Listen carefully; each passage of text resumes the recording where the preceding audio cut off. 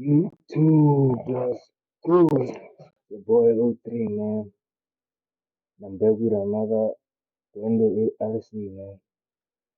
This time it's talking about producers. SA hip hop producers are too American.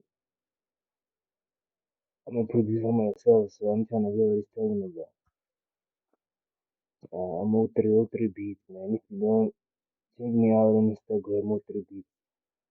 Okay, so before we talk about losing identity, we have to define what a South African hip hop identity even look like. So, South African hip hop didn't start as a carbon copy of Atlanta or New York. It was interpreting hip hop through a local lens. Early crews like Prophets of the City used local dialects, Cape slang, and rhythms inspired by indigenous sounds and township culture. Subgenres like Motswako blended Setswana, isiZulu, Afrikaans street slang, and hip hop rhythms to create something uniquely South African. So, South Africa's musical landscape is very, very rich. From Kwaito, a house derived genre rooted in township tradition, to Amapiano, which has its own identity and rhythmic DNA born from deep house, jazz, and locked drums, right? So, here's the question.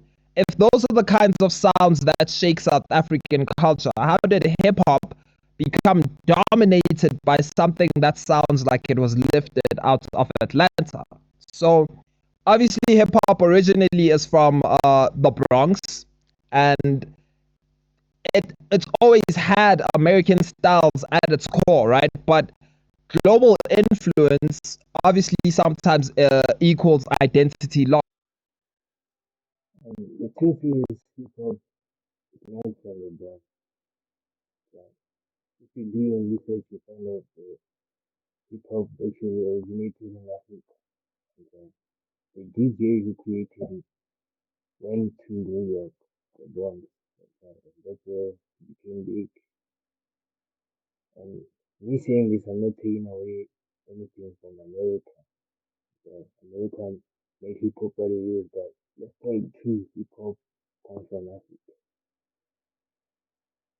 The DJ, I don't know if it was from Kenya or Ghana, somewhere, I don't know. But the DJ was from Kenya or Ghana. Then he went to New York, met some people there, and then hip hop started spreading. Started getting the culture and everything from America. But originally hip hop was really South Africans have always integrated global music from Kwaito to Amapiano to Afro House, right? However, many argue that modern mainstream South African rap beats sound too much like direct American trap without enough local sonic markers. So here's what people notice. The trap template, 808 heavy sub bass, head rolls, dark minimal melodies, specific drum programming associated with Atlanta or New York rap, right? And the claim is not that the influence is bad, but that it dominates to the point where we barely hear South African musical markers anymore. So, I don't think that's true because the rappers that would be really request. The rappers who are embracing the South African hip hop culture. It's just that now the kids, the current hip hop scene is full of rappers that are inspired by Americans. When they see that they're inspired by Young Thug, Baby, Young Thug, Reese, Bolas, and all those names. So most of the rappers now are inspired by American artists. So yeah, they're not inspired by our local. most hip hop fans point fingers at artists, even me, but producers create the beats. The artists actually rap. The producers go for what artists like. Okay, how can you blame it? What the fuck? if you're if you're a producer, you need to make beats that people want to get on, hop on. Okay? If they don't want to hop on, then bro, you just what the fuck? The producer ain't got nothing to do with the market. Artists want these kinds of beats, so we make these kinds of beats for them. If the artist change and they say you want the South African hold up, then we'll do that shit. Like, what the fuck? Over, right? And they need to take responsibility for where the game is as well. Let's talk about some of the names being discussed in this debate, right? So, Mash Beats, one of South Africa's most influential. Bro, maybe this started in ambition. He was making the African type beats. Okay? So what are you talking about? Producers worked on huge hits in the hip hop scene, right? But critics say many of Mash's popular instrumentals followed global trap customs, 808 bass, trap hi hats, um, sample, throw over sample. Listen, I don't have a problem with sampling, but how about we start sampling home music? You know? However, I remember the new wave, the current new wave is something like South African music and people did not like. There was sampling hit, like old hits in hip hop, but nobody liked it. There were a few that liked it, but people were saying shade on it. So what the fuck? in interviews, Mash Beats himself has praised underground artists for bringing a South African feel, saying those sounds it actually inspire him. So he's not aware of South Africa's identity, but his mainstream output doesn't always reflect it, right? So we also have Zuchi Kokdo, a hugely successful beat maker and producer. He's worked with major artists and won Producer of the Year. His beats often prioritize punchy, minimal trap vibes, which sound global more than locally rooted, right? So it's not that he The thing is, South African artists want to penetrate the international market. Okay? Including producers. They want to be international. South Africa alone is not enough for them. And I also think that there's nothing wrong. But we need something that can penetrate the international level. Okay? They want to do that, but it's obviously not working out yet. Because most of the people like going international, especially in hip hop. Hey, seen happen with Ecstasy, Blakey, now Madlera, not breaking out. Because those people that we are trying to impress, they look at us and be like, this dumbass me. What the fuck are they doing? Okay. They don't appreciate the things that we do the only right way. If they try to put you to go and do reactions, trying to get those numbers and followers, in reality, they don't really. he's a bad producer, but I really feel our best producers and our top producers need to start including home. They need to start sampling music from home.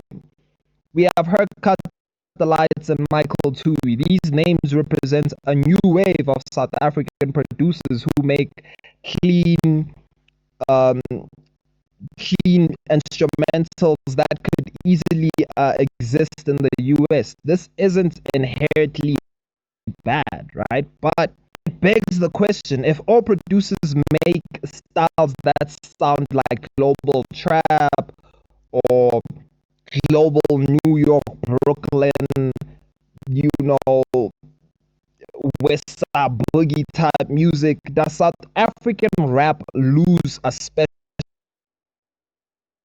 sonic fingerprint, right? let's break down why this matters culturally. So, storytelling plus the sound. A beat isn't just a rhythm, it's part of the narrative. When you rap about South African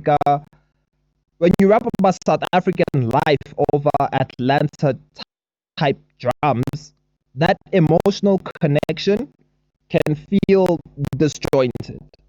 The So what the fuck it is a beat. For instance, look at Stevie. Stevie T has a way of telling you those stories, even though you're not in those kinds of beats. He always remind people where he's from, the struggle he's been through, everything. That doesn't mean it's just inspiration for me and the people that you grew up listening to also influence your sound, influence the kind of music that you want to do. It's not that your story is a story. soundscape becomes globalized and not localized, right? Genres like Kwaito and Motswako prove that hip hop can sound like home and still be hip hop. You know what I'm saying? And many fans online feel that hip hop that sounds too American becomes more valuable, while artists who embrace South African rhythms or samples get relegated to underground. And that's this question, like this thing I'm saying right now, Young Taga, that's worth questioning as a culture. Like, why? Like rappers out there, artists out there, creatives out there, we need to start owning what belongs to us as a South African. Like, if you're South African and you're doing whatever you're doing, own it so that even for us, when an American plays something and we say, oh yeah, man, that's us, yeah, that's us. But right now, if we want to play something and an American plays, he could be like, ah, man, this guy's from the Boulevard, man, this guy's from Brooklyn, this guy's, but we're like, nah. Okay, so hip hop has always evolved through borrowing and hybridizing, right? American influence is actually a part of that. Artists select beats that feel will connect with listeners or global audiences. Sometimes that means American style trap beats. I don't have anything against those beats. It's okay to use them sometimes. Some rappers still tell very South African stories, but they choose global sound bits, and there are producers mixing local samples, rhythms, and indigenous sounds. It's just not always mainstream yet. You know, the underground is doing this and gaining traction, but the narrative should also celebrate local innovation, not just critique, you know, how the mainstream is going right now. But anyway, if South African hip hop wants a distinct identity that carries local DNA, then samples of Kwaito, Mbaqanga, indigenous instruments, township field recordings, anything that gives sonic context to the story, right? And I really think rapping about Kasi life on generic trap mix signals, we used to it now. I'm hearing so many artists who do that right now.